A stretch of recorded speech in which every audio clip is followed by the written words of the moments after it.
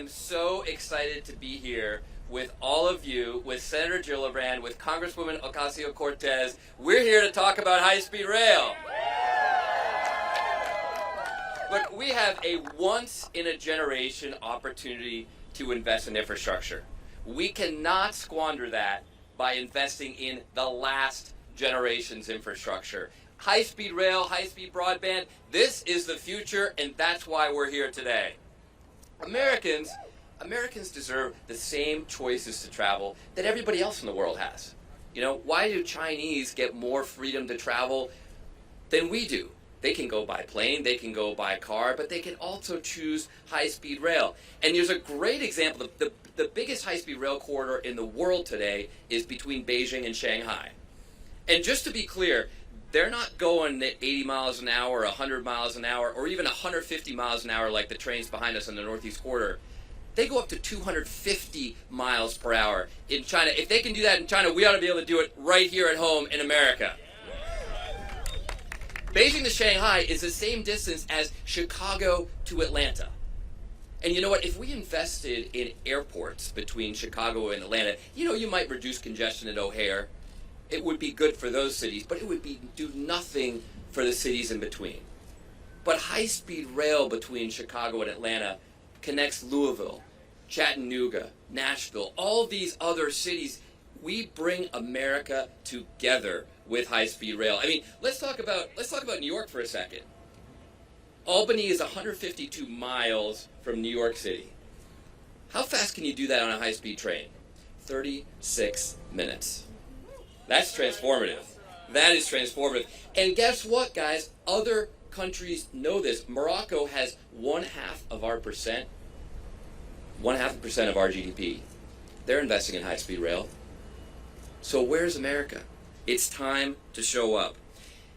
Up in the Pacific Northwest, in the Cascadia corridor between Vancouver, Seattle, and Portland, Eugene, they did a study that showed that if you add one lane of highway in either direction on I-5, it will cost twice as much as building a 250 mile per hour high-speed rail system. Think about that trade-off. We can pay twice as much for one lane of highway, and guess what, folks? We're still going to be stuck in traffic. We can all get in electric vehicles.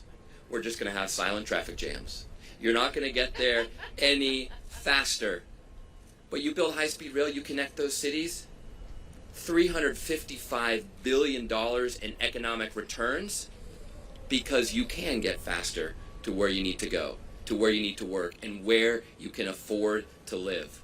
For too long, our highways have divided our cities. They have gone directly through neighborhoods, usually neighborhoods of color.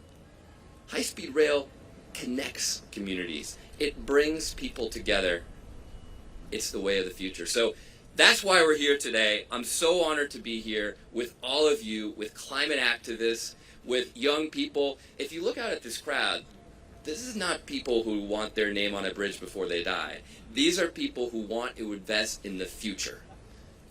And so I'm proud to now introduce a Congresswoman who needs no introduction, Congresswoman Ocasio-Cortez.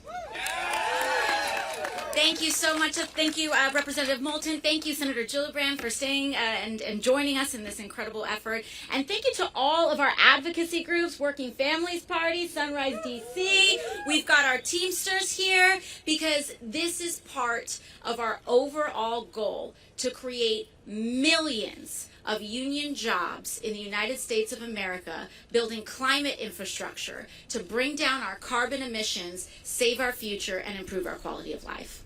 That's what high-speed rail is. And I can think of fewer examples of infrastructure to meet our climate goals than high-speed rail. Rail is climate infrastructure. And as seriously as we take climate is going to show how seriously we are taking high-speed rail and infrastructure here in our incoming infrastructure package. So here's the deal. Congress right now is in the midst of negotiating a massive infrastructure package to invest in our country. And the question is, what are we going to invest in? And right now, currently, the state of play is that over $100 billion more currently is being proposed in car and highway infrastructure than rail infrastructure. And we want equity. That's what we're here to demand. We said for every buck that we're going to put into a car and a bridge, we want to put a buck into a rail, and we want to put a buck into getting people from places like Albany to New York City in 36 minutes. Because that is exciting, it connects our communities, it's equitable, it's so much less expensive. And what's so important is that it's also just. I come and I represent the Bronx in New York City. And one of the things that we've seen, especially if you know about the history of the Bronx's burning, is that so many communities were displaced and have been polluted on in order for, back in the day, Robert Moses to construct the Cross Bronx Expressway. And this created so much devastation and lack of opportunity that we see even manifested today in economic injustices. But when we build high-speed rail, these communities and our communities, from urban communities to rural communities, can be connected to economic opportunity without having to move and pick up their whole lives. Not only does it help people get connected to economic opportunity, but also helps people in urban areas connect to more rural areas and really appreciate and visit those areas too. So this will allow those of us that even experience nature injustices and lack of green space to be able to go to places like the Catskills or the Poconos in just a matter of minutes to hours. And that connects our country, it creates understanding, it builds community, and it will make America a better place. That's it. And so that's what we're here to ask for, that's what we're here to demand. Every buck for a car, we want a buck in rail, high speed. The United States, we got to put our money where our mouth is and actually create global modern and be a global leader in modern infrastructure. So with that, I want to introduce our wonderful Senate partner, Kirsten Gillibrand. Well, thank you to Alexandria for her extraordinary leadership and work in our state. I want to thank Seth Moulton for bringing us together for this wonderful day.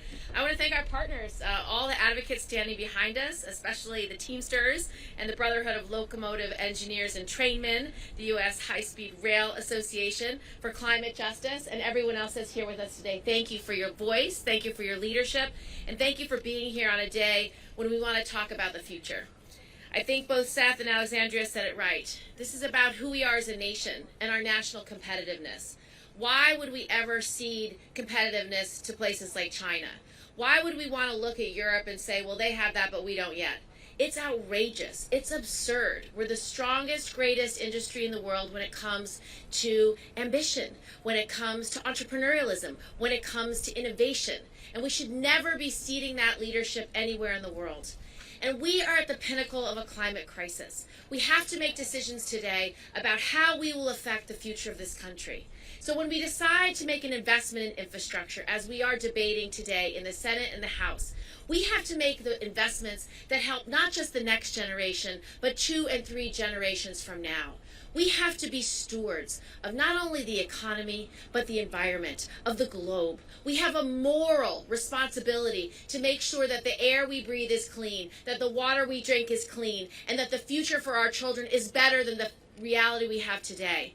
And so this is a once in a generation opportunity to make the right investments. I think Alexandria is quite right, a buck for a buck. Of course, we should be able to meet tomorrow's investments with yesterday's investments. And we live in a state that is knotted by ill-advised investments at the turn of the century through World War I and II. When Robert Moses decided, I want to make sure I can get the middle class and the upper class to the beautiful places in our state, but never cared about the working class, never actually thought about how do I make sure that communities of color, low-income communities, the hardest working communities, the backbone of our economy can also go everywhere in this state. And so I live in Albany. I would love to get to New York City in 36 minutes. Wouldn't that be beautiful? And wouldn't that be amazing? Because what I have to offer in upstate New York is extraordinary for people who live in downstate New York too. We want to share the culture, the richness, the opportunities from every aspect of our state. Our state's always had this upstate, downstate divide. And I promise you, kids in the Bronx also deserve to go to camp in the Adirondacks. And kids from the Adirondacks also deserve to get big jobs in New York City. And so this is the reality of our country and our state. And so we could not be prouder to stand here together to talk about high-speed rail. I've ridden on a high-speed rail train. It's shocking what it's like to ride on a high-speed rail train. I rode it in France. I rode it in Japan. I know what it's like. It's like flying. Why do we want other countries around the world to be at the pinnacle of advancement and innovation and not this country? Again, this is our once in a generation opportunity to do the right thing, to make the right investments, not just for our children, but our children's children and our children's grandchildren. That is what this rally today is about. That is what the men and women standing here are about. We are in absolute agreement, from economic justice to environmental justice, creating jobs and having clean air and clean water. You can do both, and anyone who tells you you have to choose is wrong. They're either being paid off by special interests or people who want to make money off the fossil fuel industry, or they're just uninformed. Either way, we will fight and make sure that this is our legacy and then this is our future. God bless you. Senator, thank you so much. And you're absolutely right. Like, there's no reason why we can't have this when the rest of the world already does. Like, why doesn't America have the fastest trains in the world? I mean, other countries should be looking to us and buying our green technology to invest in their own countries. That's what the future is.